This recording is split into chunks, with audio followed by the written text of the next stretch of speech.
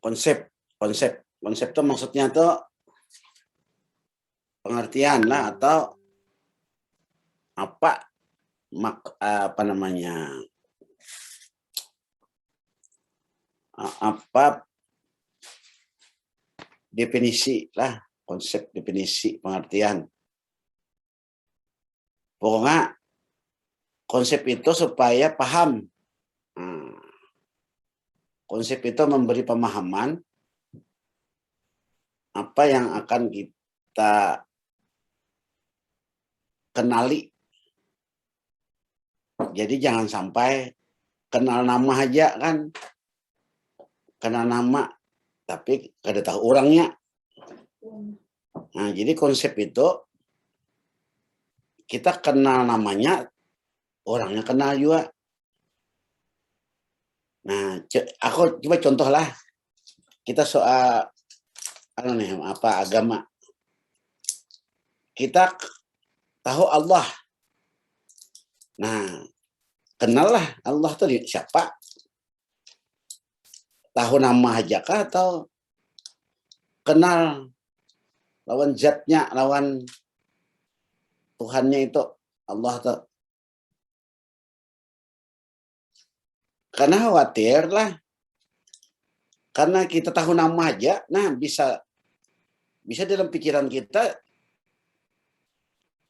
macam-macam kan.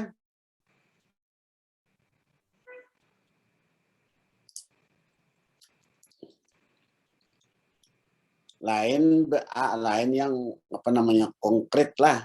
Ini kan abstrak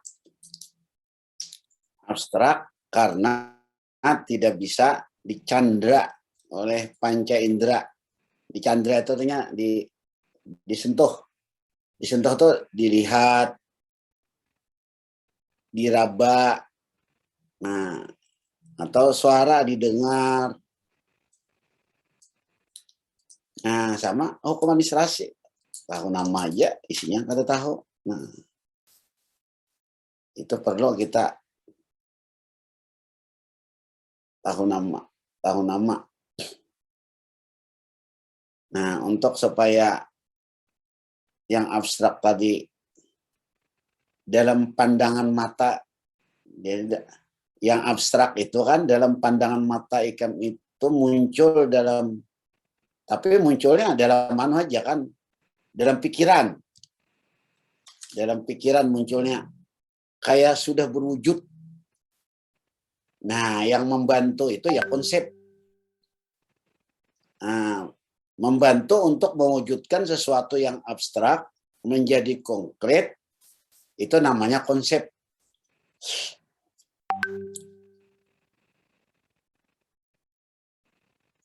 Kalau kita baca, ini kan ada bagian ini bisa dilihat lah, sudah, ya kah? Sudah? Sudah, Pak. Nah, kalau kamu lihat yang dalam kotak ini aja, nah, apakah langsung paham? Misalnya lah, hukum administrasi itu adalah, nah, saya jalan hukum mengatur pemerintah, memerintah masyarakat. Nah, ya kan? Ini panah satu. Nah, kemudian hukum mengatur juga masyarakat berperan serta dalam pemerintahan.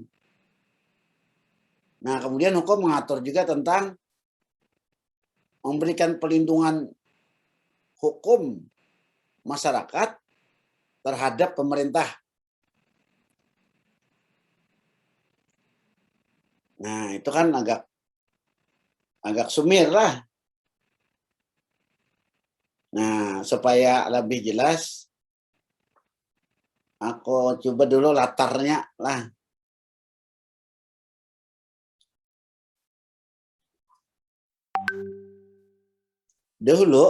Nah, kita mulainya jangan terlalu jauh dari munculnya hukum administrasi. Karena kebanyakan kisah, jadi di detik-detik lah, di saat-saat pada munculnya hukum administrasi. Nah, itu bisa kita mulai mulai gimana lah mulainya. Misalnya kan negara itu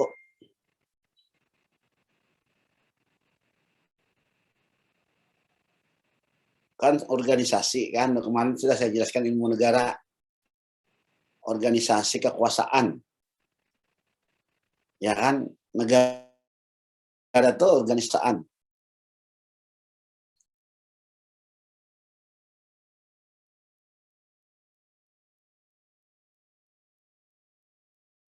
Nah, dulu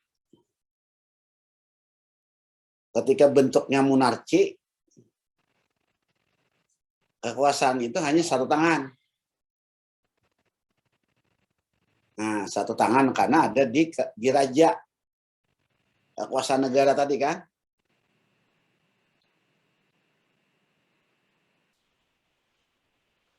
Padahal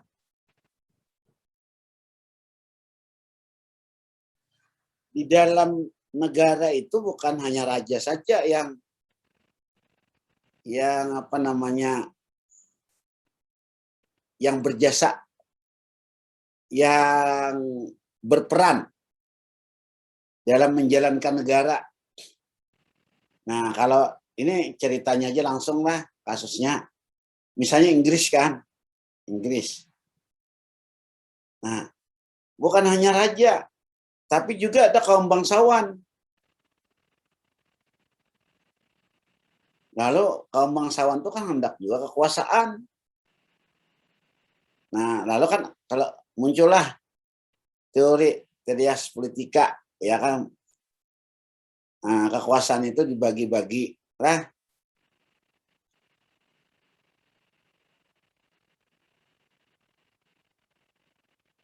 Nah, pada saat itu ini perkembangan awal lah, perkembangan awal. Kan kekuasaan itu kan strict lah, apa istilahnya strict itu kaku lah. Di apa namanya?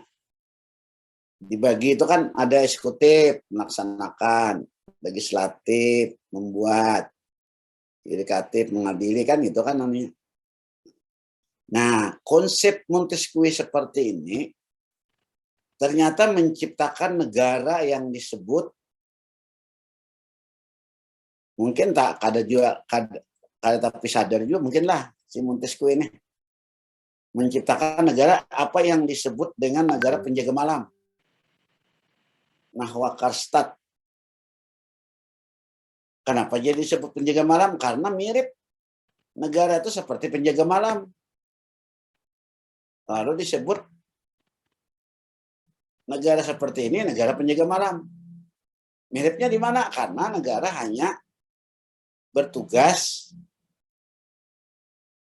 menjaga keamanan dan ketertiban masyarakat saja. Nah, seperti penjaga malam kan? Penjaga malam itu hanya menjaga ketertiban dan keamanan di lingkungan apa namanya, lingkungan tempat si penjaga malam bekerja.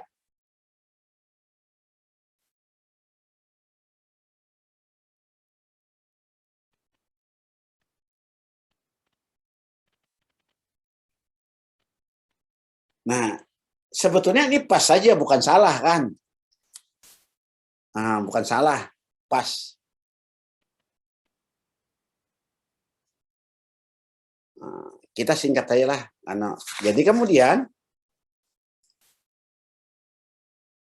ada konsekuensi lain gitu kan, konsekuensi lain. Nah, si penjaga malam itu kan kalau kita perhatikan, kalau tugasnya selesai ya diam kan di apa, di gardu apa namanya, di pos penjagaan. Nah, di pos penjagaan. Nah, karena tugasnya saya kada bolehnya melihat ke rumah yang di itu kan istilahnya tuh privasi lah, urusan pribadi masing-masing, privasi, privat. Hukum perdata lah, privasi. Jadi si penjaga malam itu tidak boleh turut campur urusan privasi. Nah, ternyata tadi kan tanpa ini menciptakan Tres Politika ini negara liberal. Nah, liberal, bebas. Karena individualis, jadi individualis.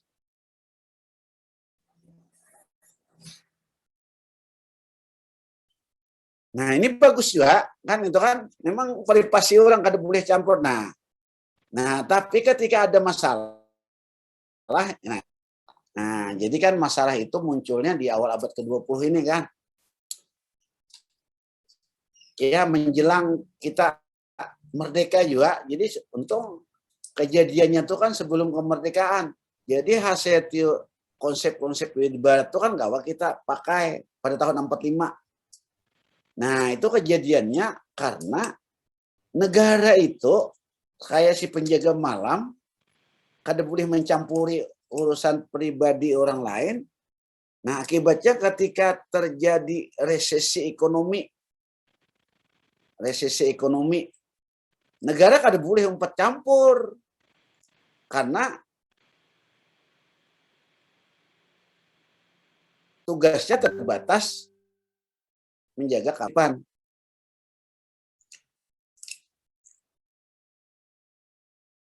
Nah, lalu kalau kayak itu siapa yang bisa membantu negara ini kan menghadapi masalah ekonomi lah.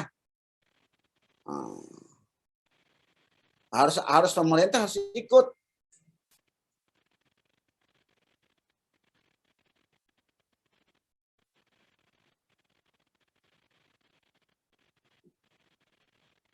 Nah, lalu muncullah, kada cukup negara itu hanya penjaga malam lah. Negara itu juga harus diberi tugas, mau urus masyarakat sedikit kah, manakah kan gitu maksudnya kan, mau urus masyarakat gitu kan. Nah, lalu boleh aja kan menurut teori itu kan si penjaga malam tuh melihati ke dalam rumah orang. Nah, terutama misalnya lah dulu tuh kan kalau ternyata kada makan, nah kada boleh dibiarkan masyarakat penghuni negara ini kelaparan.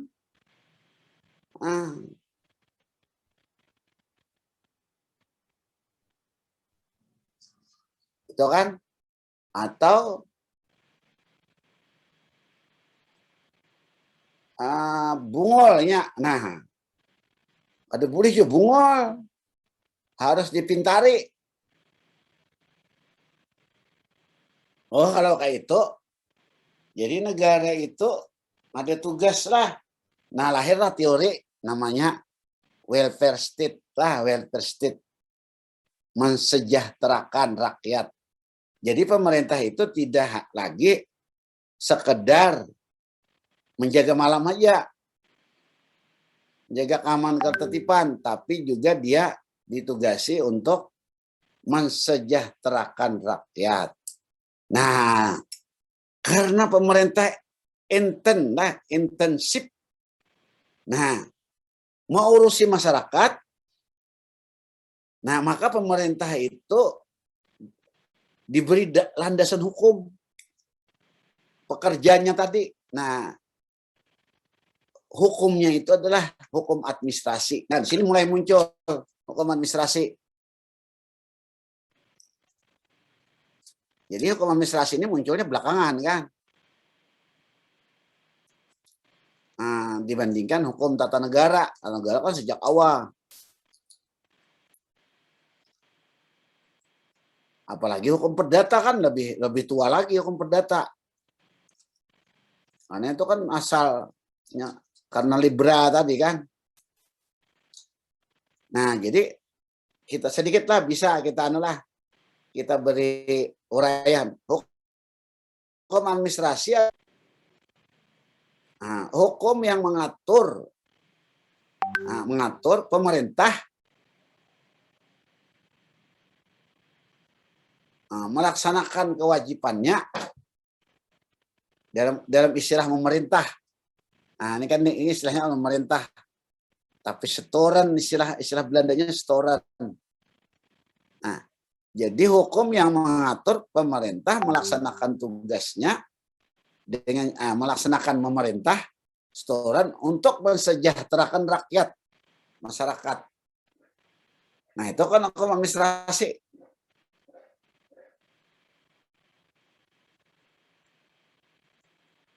Nah, termasuk hukum yang mengatur, memberikan ruang kepada masyarakat untuk berperan serta dalam pemerintah melaksanakan kegiatan tadi. Kegiatan itu bisa namanya lah penyelenggaraan pemerintahan. Bisa kan? Memerintah ini bisa 3 macam. Kalau ilmu politik menyebutnya kan pelayanan publik. Ya kan, pelayanan publik. Administrasi publik. Ada kita hukumnya, ada juga menyebut penyelenggaraan kepentingan umum. Nah, karena apa? Nah, karena tadi kan pada saat pemerintah ditugasi mensejahterakan rakyat itu, apakah lalu semua masalah rakyat itu diurus oleh pemerintah? Ada. Nah, yang mana yang diurus pemerintah? Nah, ternyata yang banyak dihajati orang banyak. Jadi semuanya kan, yang privat-privat itu kan udah boleh diurusi kan. Tapi kalau ternyata banyak masyarakat, seperti apa misalnya? Ya pendidikan misalnya kan. Nah, pendidikan. Nah, jadi hukum administrasi itu hukum yang mengatur pemerintah menjalankan pemerintahan atau menjalankan kewenangannya untuk mensejahterakan rakyat.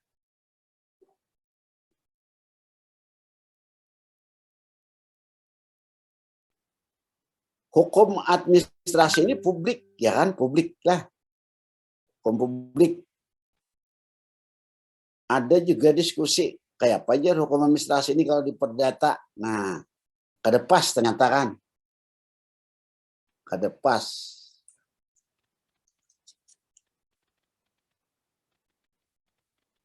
Nah, lalu garisnya coba perhatikanlah. Garisnya itu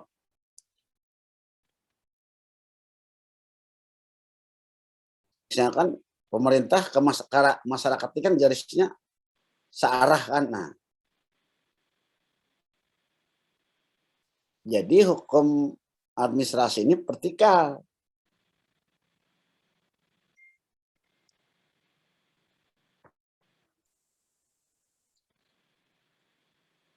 Maka posisi seperti ini lah, itu pemerintah tuh kuat. Rakyat ini lemah. Kenapa? Jadi kalau hukum publik itu kan pemerintah kuat, masyarakat, karena kan pemerintah tuh punya kewenangan yang luas. Masyarakat itu kan tidak ada kekuatan apa-apa. Nah, lalu hukum, jadi karena posisi seperti ini kan, hukum mencoba menyeimbangkan. Nah, menyeimbangkan hukum kan. Bahwa kewenangan yang luas dari pemerintah tadi, itu jangan sampai pemerintah ini menyalahgunakan.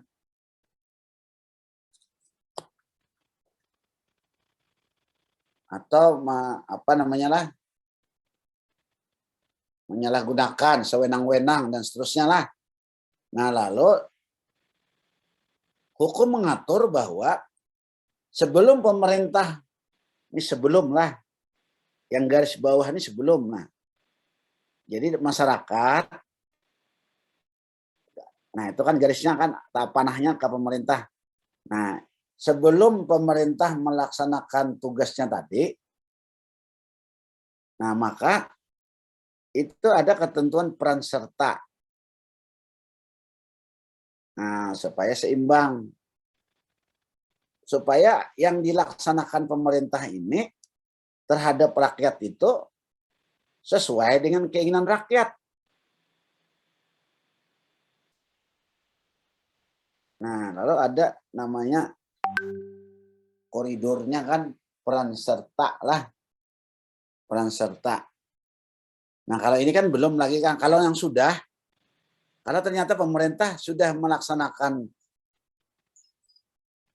apa namanya memerintahnya, nah ternyata masyarakat ini rugi, nah tidak boleh juga masyarakat ini tidak bisa apa-apa. Lalu hukum mengatur tentang perlindungan hukum. Perlindungan hukum terhadap masyarakat dari perlindungan hukum masyarakat terhadap pemerintah.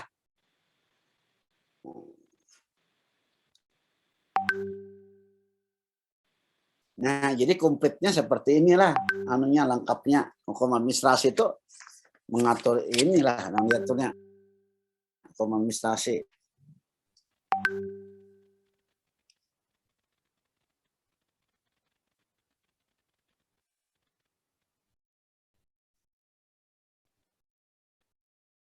Nah, sekarang singkat aja lagi break yang apa PowerPoint yang kedua lah. Saya 2 kali nih, dua macam ini nah. Kebetulan kurang enak badan saya lah. Nah, kemudian kalau kita perhatikan yang saya jelaskan tadi, maka hukum administrasi itu memiliki 3 komponen. Nah, 3 komponen. Jadi hukum administrasi itu bukan tunggal satu hukum administrasi, tidak. Hukum administrasi itu ada 3 komponen. Pertama,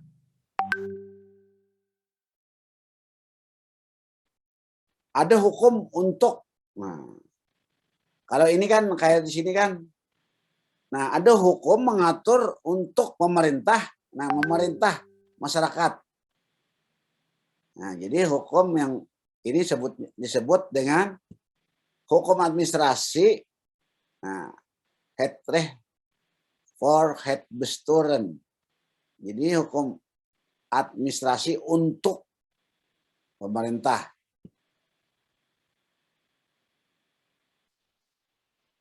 Nah, kalau kita lihat bagian ini, di dalam pemerintah ini lah, di dalam pemerintah nih, pemerintah. Ternyata pemerintah ini mengeluarkan juga hukum. Jadi produk-produk yang dibuat oleh pemerintah itu hukum administrasi. Seperti apa misalnya lah, hukum yang dibuat oleh pemerintah. Nah, misalnya izin kan, keputusan, ijazah, apa kan namanya itu kan. Nah, ijazah itu kan bentuk wujud dari perbuatan pemerintah kan. Nah, itu ngarannya produk pemerintah, buatan pemerintah. Nah, jadi izin-izin ke KTUN lah. Nah, inilah yang disebut hukum oleh pemerintah. Jadi ada hukum untuk lah, ada hukum oleh. 3 komponen dasar kan. Nah, kemudian yang terakhir tadi kan saya jelaskan, ada juga hukum yang mengatur perlindungan hukum masyarakat terhadap. Nah,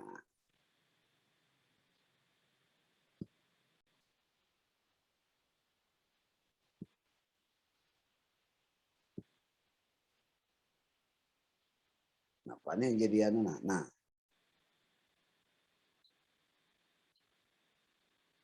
Aduh. Perlindungan hukum masyarakat terhadap pemerintah.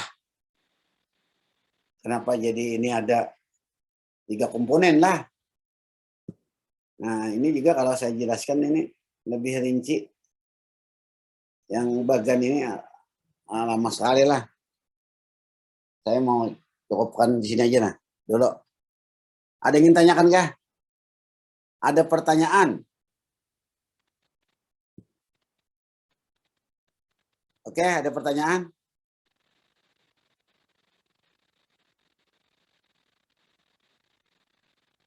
Sudah olah dibuka.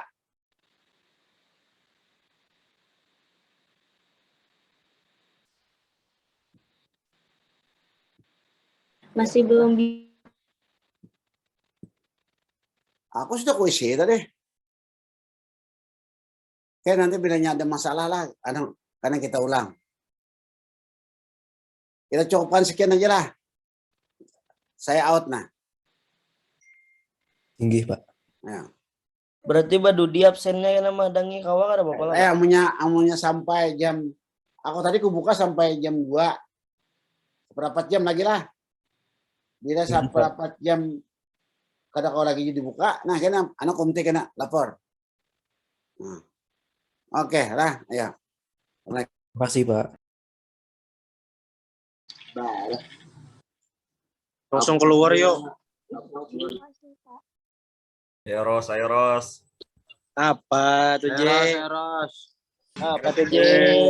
Paros. Mau dia mau Kejar terus deh. Apa ikan? Heri. Bangsat. Rusdi. Nirwan. Lain aku bangke. Oh iya, Pak. Rusdi. Borjo Rusdi Juan, jeng.